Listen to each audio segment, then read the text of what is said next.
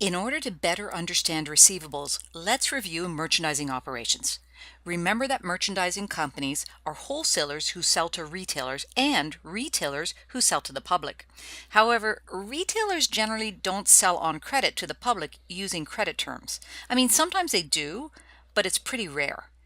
Because of that, we're going to focus on wholesalers who sell to retailers, since that would very often involve credit terms and hence results in accounts receivable. Let's use Peach Limited, a wholesaler selling products to retailers who sell to the public. As always, we're going to read the question first. Peach Limited has the following transactions during the month of November. So we've got the date, we've got the transaction description, and we've got the amounts. Opening balances, we've got cash, $12,867, inventory, $24,750, office supplies, $270, common shares, $30,000, retained earnings, $7,887. You can see that this is the beginning of their fiscal year, because otherwise they would have revenue and expense accounts. I know there's not very many accounts here, but it's because I want to focus on accounts receivable. Let's put them in the T accounts. We said cash had an opening balance of $12,867. Cash should always be the longest account. Then we've got inventory. Inventory is $24,750. I'm going to put all my asset accounts over here and my liability accounts over here, of which I have none right now. I do have an account named supplies, $270. A contributed capital account called common shares, $30,000. And of course, retained earnings, $7,887. Back to the question. November 3rd, sold inventory to Hayden Inc. Credit terms were $115 net $30. Shipping terms were FOB destination point. The inventory arrived at the customer's location on November 6th. Also on November 3rd, the cost of the inventory sold to Hayden Inc. was $2,790. The question becomes, when should we do an entry?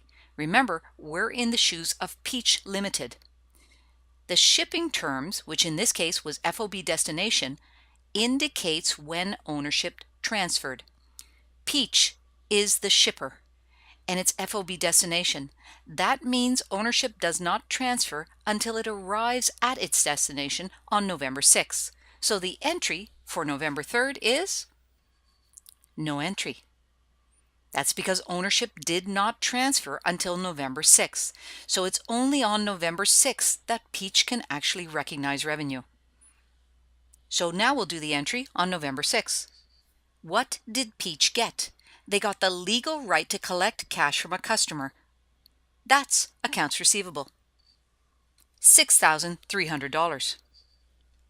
What did they give away? They gave away a product, and as soon as they delivered the product, they had the legal right to claim sales revenue. $6,300. I like to put the terms underneath. So this is 115 net 30. This entry is the sales entry to the sales revenue account for the selling price, but we have to do the cost entry to the cost of goods sold for the cost of inventory. So that's a debit to cost of goods sold. Remember that cost of goods sold can also be called cost of sales.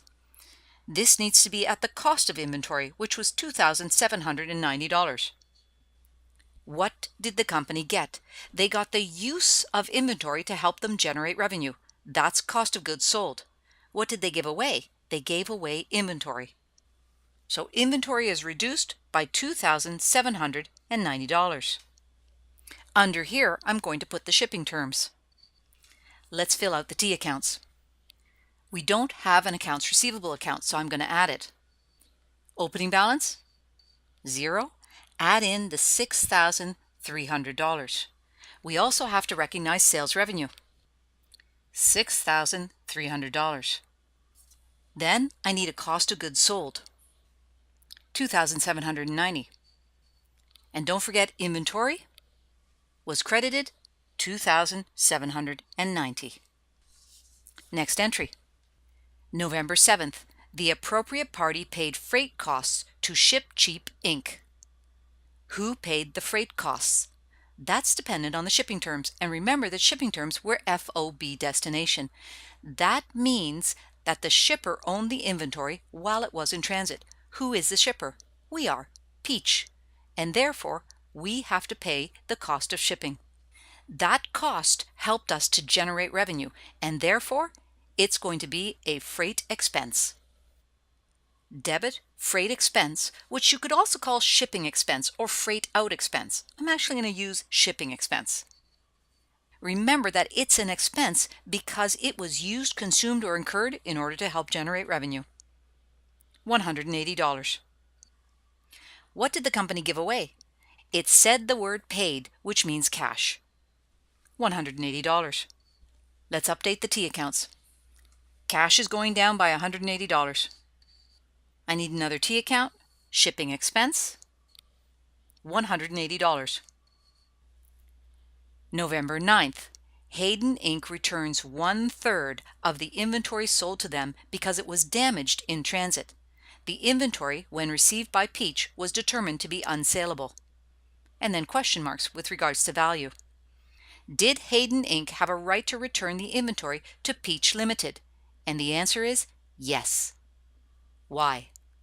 Because FOB destination indicates that the shipper is responsible for the inventory while it's in transit. They own the inventory while it's in transit, and they pay shipping costs. That means Peach Limited was responsible for anything that happened to the inventory when it was in transit. If Hayden Inc. received damaged goods that were damaged in transit, it's Peach Limited's problem, and Hayden Inc. has a right to return the inventory. 1/3 of the inventory, which allows us to calculate the amounts.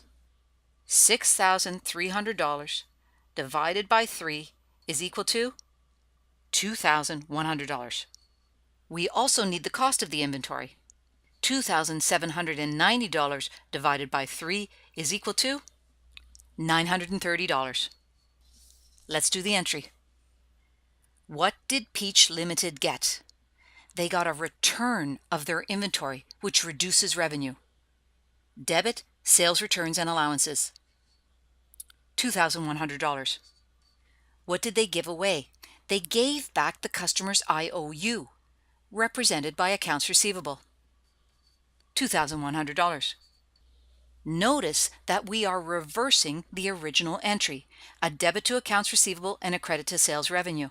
We're now debiting sales returns and allowances, which is still a revenue account called a contra revenue account, and we're crediting accounts receivable because the customer doesn't owe us anything anymore for that 1/3 of the inventory. Should we also reverse the cost of goods sold and inventory entry? And the answer is no. Why not? Because it indicated that the inventory was not saleable, so it has no future economic benefit. We cannot put it back into inventory if it has no future economic benefit. In fact, it would stay in cost of goods sold because this is the cost of doing business. No entry for the reversal of cost of goods sold and inventory. Let's record the return into the T accounts. Accounts receivable was credited for $2,100. We need an account called sales returns and allowances. Debit $2,100. November 10th, the appropriate party pays the return shipping costs. Who is the appropriate party? Notice on November 9th there was no indication of how it was shipped back, but we can reason our way through this. Hayden Inc. received damaged inventory, and the damage was the responsibility of Peach Limited. Therefore, when Hayden Inc. returns the damaged inventory, it would still be the responsibility of Peach Limited to pay for that return shipping. Therefore, on November 10th, Peach Limited is responsible for paying $90 of return shipping costs. November 10th, what did Peach Limited get? They got the use of a shipping company in order to return something that generated revenue. That's still shipping expense. $90. What did Peach Limited give away? Cash. $90. Let's put it in the T accounts. Cash is credited, $90.